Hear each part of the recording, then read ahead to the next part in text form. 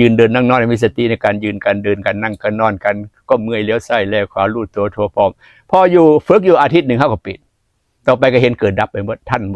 รูปท่านอารมณ์ต่างๆท่านความคิดอารมณ์ท่านนิมิตต่างๆท่านกายท่านภาษาธรรมว่าสติปัฏฐานเห็นกายในกายเห็นเวทนาในเวทนาเห็นจิตในจิตเห็นธรรมในธรรมเห็นอนิจจังทุกขังอนัตตาจบพอดีคือบ่ติดอย่างบ่ยึดอย่างว่างปล่อยเบาโปร่งลงว่างเบาโปร่งลงเย็นเอาเป็นมาแต่เขาวิปัสสนาบัดนี้เขามาฝึกของหลวงปู่โลกดอนมานี่อยู่นี่แหละอาจารย์เสือเอาให้อย่าให้ลองเบื่อก็ลองมันก็เป็นมันก็เป็นอยู่ในวงวิปัสสนาสมถะวิปัสสนาคือเก่าเข้าไปก็แน่นตึ๊บออกมาก็เห็นเกิดดับเข้าแล้วก็แน่นตึ๊บออกมาเกิดดับเฮ็ดไปเห็นมาเราบ่เกิน7 ปีเหรอ7 วัน7 เดือน7 ปีเข้ากระแสก็แม่นน่ะลิก็เข้ากระแสได้พอดีเฮ็ดได้จะหูจักมันมีญาณบอกอยู่